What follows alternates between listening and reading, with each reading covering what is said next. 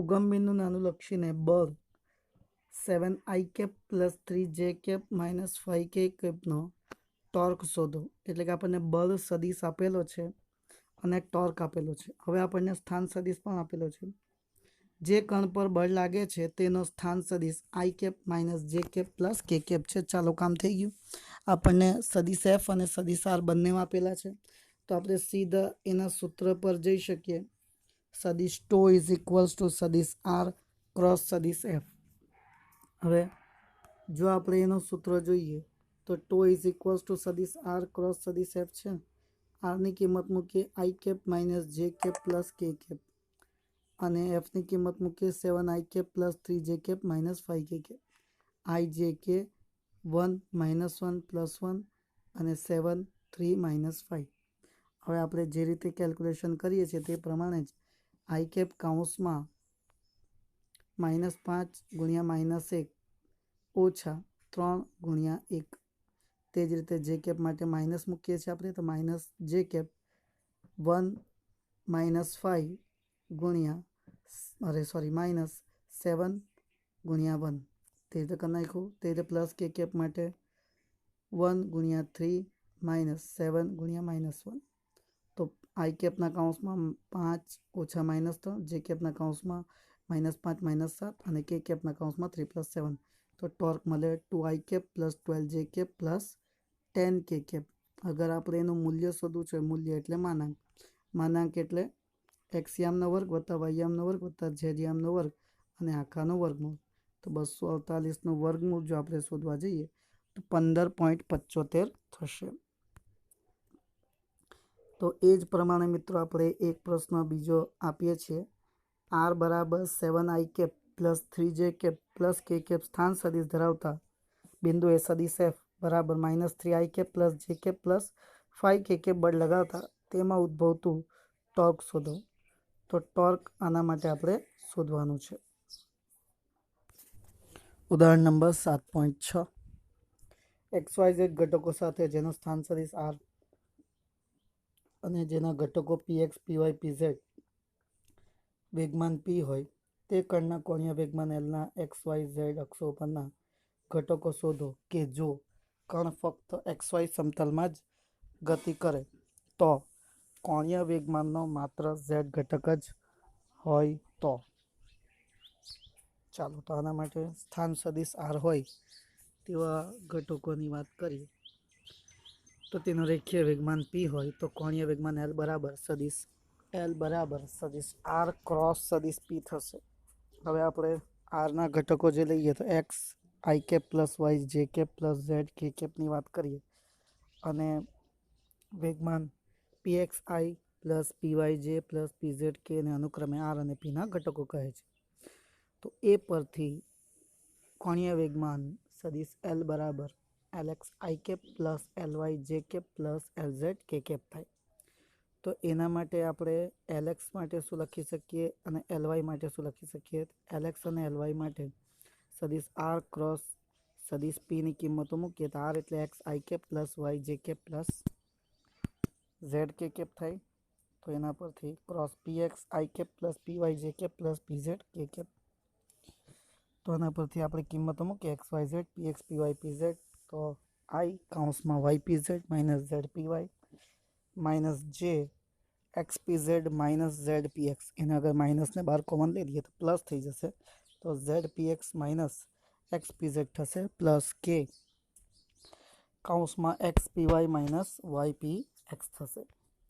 આના પરથી lx બરાબર y pz minus z py, ly બરાબર z px minus x pz અને lz બરાબર x py minus y px થશે. આમ કણ xy સમતલમાં ગતિ કરે છે તેથી z ઇક્વલ ટુ 0 તો pz ઇક્વલ ટુ 0. તેના પરથી li સદિશ બરાબર 0i cap plus 0j cap plus x py minus y px k cap થશે.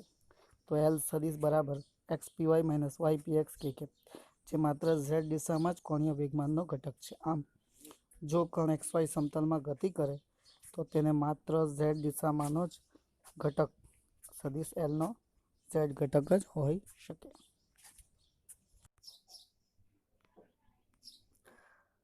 દર્શાવો કે કોઈ એક બિંદુની સાપેક્ષે અચળ વેગથી ગતિ કરતા કોઈ એક કણનું કોણીય વેગમાન સમગ્ર ગતિ દરમિયાન અચળ રહે છે. ધારો કે કોઈ ટી ક્ષણે કણ પી સ્થાને છે અને તેનો વેગ v સદિશ છે. ઓ બિંદુને અનુલક્ષીને કણનું કોણીય વેગમાન ગણવું છે. તો કોણીય વેગમાન સદિશ L બરાબર સદિશ R ક્રોસ m સદિશ v. તો L બરાબર mvr sin થીટા થાય. સદિશ R અને v વચ્ચેનો ખૂણો છે. જો કે સમય સાથે કણનું સ્થાન બદલાય છે પણ વેગની દિશા સમાન રહે છે. તેથી OM બરાબર R sin થીટા અચળ રહે છે. વધારામાં સદિશ R અને સદિશ vના સમતલને લંબરૂપે સદિશ Lની દિશા છે, જે પાનાને લંબરૂપે અંદર તરફ છે અને આ દિશા સમય સાથે બદલાતી નથી. આમ સદિશ Lના મૂલ્ય અને દિશાનું સંરક્ષણ થાય છે. તેથી કણ પર બાહ્ય ટોર્ક લાગતું નથી. હવે આપણે યુગ્મ બળની વાત કરીએ. દર્શાવે કોઈ બળની ચાક માત્રા એ બિંદુ પર આધારિત નથી કે જે બિંદુ અનુલક્ષીને તમે ચાક માત્રાઓ લીધી હોય. તો આકૃતિમાં બતાવ્યા મુજબ એક દળ આધાર પર લાગતા બળયુગ્મો એટલે કે બળયુગ્મ એટલે આપણે જોઈએ કે અહીંયા કોઈ આધાર પર એક બી ડાયરેક્શનમાં આમ બળ લાગે છે અને એ ડાયરેક્શનમાં આ દિશામાં બળ લાગે છે.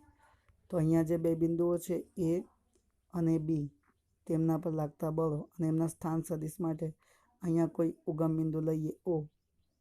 તો ઉગમ બિંદુ ઓની સાપેક્ષે બી અને એ બિંદુએ લાગતા બળો F અને -F છે. સ્થાન સદિશો અનુક્રમે R1 અને R2 છે.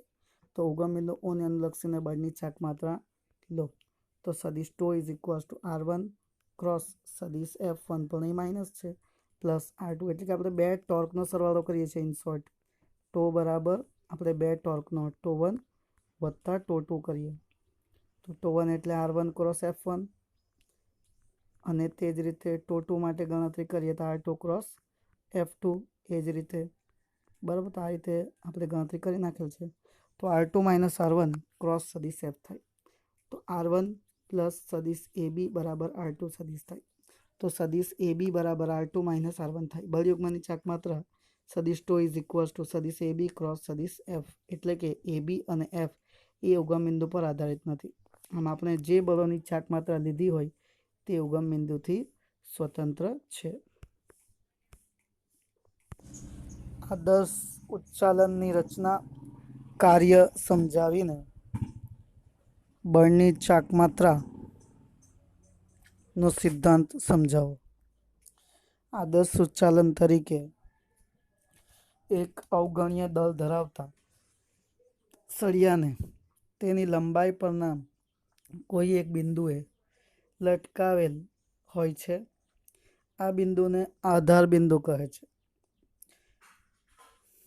ઉચ્ચાલન એક યાંત્રિક સંતુલન ધરાવતું તંત્ર છે. આકૃતિમાં દર્શાવ્યા અનુસાર આધાર બિંદુ O થી D1 અંતરે અને D2 અંતરે સળિયાના બે છેડા છે, F1 સદિશ અને F2 સદિશ. એ બંને બળો સળિયાને લંબરૂપે લાગે છે. આધાર બિંદુએ લંબ પ્રતિક્રિયા બળ સદિશ R આકૃતિમાં દર્શાવ્યા અનુસાર F1 સદિશ અને F2 સદિશ બળોની વિરુદ્ધ દિશામાં લાગે છે. ઉધ્વ દિશામાંના બળોને ધન અને રોધો દિશામાંના બળોને ઋણ ગણવામાં આવે છે. સ્થાનાંતરીય ગતિના સંતુલન માટે R minus F1 minus F2 બરાબર 0. તો R બરાબર F1 પ્લસ F2 થાય. ઉચ્ચાલનમાં જેને ઉચકવાનું હોય તેને ભાર કહેવાય અને F1 ને વજન કહે છે તથા આધાર બિંદુ O થી લટકાવેલ લંબ અંતરને D1 ને ભાર ભુજા કહે છે. ઉચ્ચાલનના બીજા છેડા ભારને ઉપાડવા માટે લગાડેલું બળ F2 ને પ્રયાસ કહે છે અને તેનું આધાર બિંદુથી અંતર D2 છે, જેને આપણે પ્રયાસ ભુજા D2 કહે છે. ચાક ગતિ સંતુલન માટે આધાર બિંદુને અનુલક્ષીને ટોર્કનો સરવાળો 0 થવો જોઈએ અને બળની ચાક માત્રા ટો સદિશ બરાબર R ક્રોસ F પરથી D ક્રોસ F થશે. જો મૂલ્યની વાત કરીએ sin 90 માટે તો tau is equals to D into F થશે. તો D1 F1 minus D2 F2 બરાબર 0 થાય। તો વિષમઘડી દિશામાં ચાક માત્રા ધન અને સમઘડી દિશામાં ચાક માત્રા ઋણ લેવામાં આવે છે, તેથી D2F2 ઋણ લીધા છે। D1F1 માઇનસ બરાબર D2F2 કરીએ તો ભાર ભુજા ગુણ્યા ભાર બરાબર પ્રયાસ ભુજા ગુણ્યા પ્રયાસ। આ સમીકરણ ઉચ્ચાલન માટે બળની ચાક માત્રાનો સિદ્ધાંત F1/F2ના ગુણોત્તરને યાંત્રિક લાભ ટૂંકમાં એને I.A કહે છે। તો MA બરાબર મેકેનિકલ એડવાન્ટેજ MA બરાબર F1/F2 બરાબર D2/D1। અહીંયા આપણે જોયું કે D1F1 બરાબર D2F2 છે, તો F1/F2 બરાબર D2/D1 કરી શકાય। આમ યાંત્રિક લાભ વધુ મેળવવા માટે પ્રયાસ ભુજા D2 એ ભાર ભુજા D1 કરતાં મોટો રાખવો જોઈએ, કે જેથી ઓછા પ્રયાસથી વધુ ભાર ઉચકી શકાય। જો F1 અને F2 બળો ઉચ્ચાલન સળિયાને લંબરૂપે ન હોય પણ કોઈ કોણે લાગતા હોય તો પણ બળની ચાક માત્રાનો સિદ્ધાંત લાગુ પાડી શકાય છે। ગુરુત્વ કેન્દ્રની વાત કરવાના છે આપણે। તો આપણે જોયું કે લાસ્ટ ટાઈમ દ્રવ્યમાન કેન્દ્રની અંદર આપણે એક સામાન્ય ઉદાહરણ લીધું કે ફૂટપટ્ટીને મારા હાથ પર આપણે આડી સંતુલનમાં રાખવી છે, તો આપણે બરાબર એના દ્રવ્યમાન કેન્દ્ર પર જો આપણે એને રાખશું તો એ જે છે બરાબર દ્રવ્યમાન કેન્દ્ર પાસે સંતુલનમાં રહેશે। તો આ પરથી આપણે ગુરુત્વ કેન્દ્ર ટૂંક નોંધ વિશે સમજશું। નાના પદાર્થનું સમગ્ર દળ જે બિંદુ પર કેન્દ્રિત થયેલું હોય તે બિંદુને ગુરુત્વ કેન્દ્ર કહે છે। અનિયમિત આકારના પુઠ્ઠા ને પેન્સિલની અણી કે બીજી અણીવાળી વસ્તુ પર ટેકવવામાં આવે છે ત્યારે તે પુઠ્ઠું સ્થાનાંતરીય અને ચાક ગતિય સંતુલનમાં રહે છે। પુઠ્ઠું જે અણી પર ટેકવેલ હોય તેને પુઠ્ઠાનું ગુરુત્વ કેન્દ્ર કહે છે, જે આકૃતિમાં દર્શાવેલ છે। પેન્સિલની અણી પર ઉર્ધ્વ દિશામાં પ્રતિક્રિયા બળ લાગે છે અને તેટલા જ મૂલ્યનું વજન બળ mg નીચે તરફ લાગે છે, તેથી પ્રતિક્રિયા બળ અને વજન બળનું પરિણામી બળ શૂન્ય થવાથી પુઠ્ઠાનું સ્થાનાંતર થતું નથી। હવે પુઠ્ઠા પરના દરેક કણ પર નીચે તરફ લાગતા ગુરુત્વાકર્ષણ બળોના લીધે ટોર્ક લાગે છે અને આ બધા ટોર્કનો સરવાળો શૂન્ય થાય તો તે પદાર્થ ચાક ગતિય સંતુલનમાં કહેવાય। વધારામાં આપણે જો જોઈએ, જો પુઠ્ઠા પરના જુદા જુદા કણોના દળ m1 I અને તેમના ગુરુત્વ કેન્દ્રથી સ્થાન સદિશ r હોય તો ગુરુત્વ બળના કારણે લાગતું ટોર્ક ટો I બરાબર ri સદિશ ક્રોસ સદિશ fi ની જગ્યાએ જો આપણે m સદિશ g મૂકીએ તો ગુરુત્વ કેન્દ્રને અનુલક્ષીને ગુરુત્વાકર્ષણનો કુલ ટોર્ક જો 0 થતો હોય તો સિગ્મા સદિશ ટો I બરાબર 0 થાય, તો mi xig is equals two 0। આમ પુઠ્ઠું ચાક ગતિય સંતુલનમાં રહે છે। પદાર્થના ગુરુત્વ કેન્દ્ર અને દ્રવ્યમાન કેન્દ્રનો ભેદ સમજીએ। જો તંત્રના જુદા જુદા પદાર્થ વચ્ચેનું અંતર તે પદાર્થના પરિમાણ કરતાં વધુ હોય તો દ્રવ્યમાન કેન્દ્ર મળે, પણ જો તંત્રના જુદા જુદા કણો વચ્ચેનું અંતર તે કણોના પરિમાણની સરખામણીમાં ઘણા ઓછા હોય તો ગુરુત્વ કેન્દ્ર મળે। શું કહે છે કે જો આપણે જુદા જુદા પદાર્થો વચ્ચેનું અંતર તે પદાર્થોના પરિમાણ કરતાં વધુ હોય તો દ્રવ્યમાન કેન્દ્ર મળે, પણ જો તંત્રના જુદા જુદા કણો વચ્ચેનું અંતર તે કણોના પરિમાણની સરખામણીમાં ઘણા ઓછા હોય તો ગુરુત્વ કેન્દ્ર મળે છે। અચલ ગુરુત્વાકર્ષણ કે ગુરુત્વ મુક્ત અવકાશમાં પદાર્થનું ગુરુત્વ કેન્દ્ર અથવા એને દ્રવ્યમાન કેન્દ્ર એક જ બને છે। ખ્યાલ આવ્યો? ભેદ સમજ પડી કે જ્યારે ગુરુત્વાકર્ષણ અને ગુરુત્વ બળ અવકાશમાં પદાર્થનું કરવામાં આવે ત્યારે દ્રવ્યમાન કેન્દ્ર અને ગુરુત્વ કેન્દ્ર તે બંને એક જ થાય છે। દ્રવ્યમાન કેન્દ્ર શોધવા માટે ગુરુત્વાકર્ષણની જરૂર નથી, જ્યારે ગુરુત્વ કેન્દ્ર શોધવા માટે ગુરુત્વાકર્ષણની જરૂર છે। ચાલો તો આપણે જોઈએ ગુરુત્વ કેન્દ્ર શોધવાની રીત. આકૃતિમાં બતાવ્યા પ્રમાણે ના અનિયમિત આકારના પદાર્થને તેના પરના જુદા જુદા બિંદુઓથી લટકાવેલો છે. A, B, C અને A1, B1, C1 એવા જુદા જુદા નામ આપેલા છે અને એના પરથી પદાર્થને લટકાવેલ છે. હવે જો બિંદુ એથી પદાર્થને લટકાવીએ, એમાંથી પસાર થતી ઉધ્વરેખા A1 મળે. કઈ રેખા મળે? આકૃતિ જુઓ, A1 મળે છે. જો બી થી લટકાવે તો B1 મળશે. જો સી થી લટકાવે તો C1 મળશે. આ બધી ઉધ્વરેખાનું છેદન બિંદુ એ અનિયમિત આકારના પુઠ્ઠાનું ગુરુત્વ કેન્દ્ર મળશે, એટલે કે કેપિટલ G જે છે તેનું ગુરુત્વ કેન્દ્ર બને છે.